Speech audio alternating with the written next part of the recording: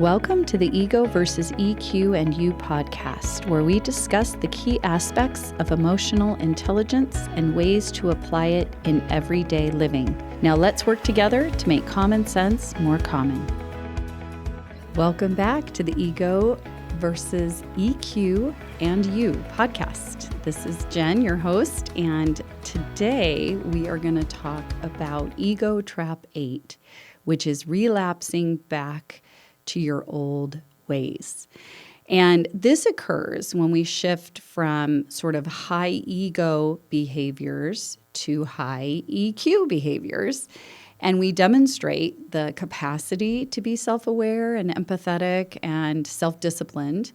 But then we go back to high ego behavior, especially under stress. And this is not uncommon. I think this happens to the best of us. We try really hard to use our EQ, but then we have those days where we really slip back. I think what we have to be aware of is if we chronically start slipping back. And I see this happen sometimes after we wrap up a coaching engagement where there's been a lot of focus on EQ for 6 months. And then over time, I check in and we start to see those old behaviors slip back in. It's like everything, right? If we're not paying attention to it, it's really easy to forget about it and change our behaviors. So a lot of times it's the comfort zone that is lulling us back. Sometimes, like I said, it's stress. But the goal is that we are consistent. Consistency in using high EQ is where we build credibility with others. And if you think about the things that sort of take away our credibility, whether it's in a leadership role or in, a relationship, when we're sort of on our own program, as I call it, we're not asking for feedback. We're solitary in our decision making. It appears as if it's all about us.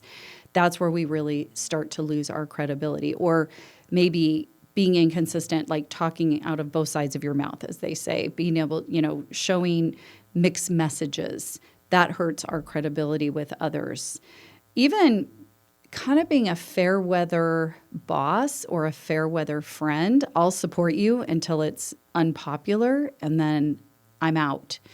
Any of those things can really hurt our credibility with others. So by using EQ regularly, it really helps us maintain more credibility with others. And I think, like I said, we all have bad days. I find that we've all worked with people who have low EQ. That boss that doesn't seem to have a lot of self-awareness, or that friend who's pretty clueless about themselves or the impact that they have on others. And it's easy sometimes when someone's consistently that way to give them a pass. We say, well, he can't help himself, or she doesn't know any better.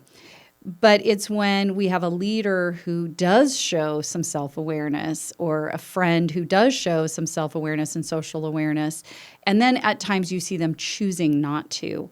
That's where we start to get into trouble. So keep in mind, ego trap, underestimating how much you're being watched. People notice when we're turning our EQ on and when we turn our EQ off. But I think if people see us regularly working on this, making an effort, they tend to forgive us if we have a bad day or we mess up, we slip back into that dreaded comfort zone. So some ways to know if you have let your ego take back over and relapsed back to your old ways is if you find yourself on autopilot. And you know how it is, zoning out, not thinking about it, back to what's comfortable for us. And I totally get it, especially under times of stress. I've personally had a lot of stress over the last several months. We've had family with health issues. We had a death in the family. I feel like, as they say, I have empathy fatigue now. And so I know that there are days when I'm not thinking about EQ. I'm just thinking about what I have to do to get through my day. And so that can come across as a lot of self-focused behaviors. Maybe you think you fixed things. Maybe you read a book, you took a class, you got a coach, and you think, okay, great, I'm all set. I took an assessment. I know where my EQ is. And then you stop thinking about it, and eventually those high ego behaviors return. Or sometimes we see certain audiences more worthy than others of using EQ, and we might put in more effort at work than we do at home, or we might put in more effort at home than we do at work. Or on good days, you are all about EQ, but then on bad days, all bets are off. So these are all things that can easily happen to us and keep ego in the driver's seat. And it's easy to happen, like I said, with high trust with my team. I can afford to make a few withdrawals. I can afford to have those bad days. But that ego's always waiting to jump in that driver's seat and whisper in your ear, "You're tired, let me drive."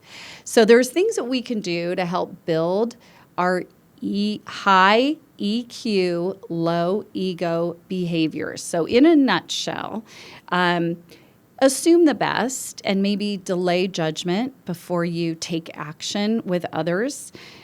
Be reliable in your word and your deed. If you do mess up, acknowledge it, apologize, and show some self-awareness around it. Take a genuine interest in others, where they're at, what's going on for them, and not make it so much about us. Maybe even giving others the freedom to sort of fail forward. So before I jump in and want to take over things, especially if I feel like it's not being done well or it's not going the way I want it to, allow them the autonomy to experience what they're going through and learn from it on their own. And then operating from a hope of success instead of a fear of failure. This is where optimism really comes in. One of the EQ skills is that ability to focus on what could work out well here. What is the best that could come out of this, instead of always being worried about the fear side and the risk side, which is tempting us to want to get back involved.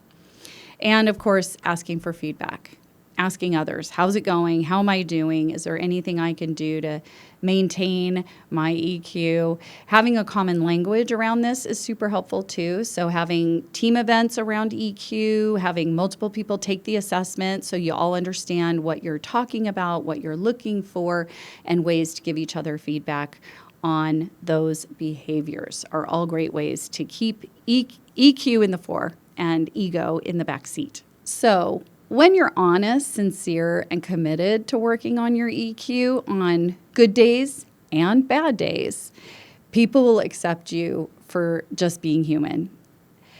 If you want anonymous help with a challenging situation you're facing, just email me at podcasts@jenshirkani.com, and I'll be happy to share some ideas and things you can do to improve the situation. Thanks for listening. Thanks for joining us today on the Ego versus EQ and You podcast. If you liked this episode, be sure to follow us or subscribe on your favorite podcast platform, and please share our show with others. For questions or future topic suggestions, please email us at podcast@jenshirkani.com. Until next time, keep using your EQ and show ego who's boss.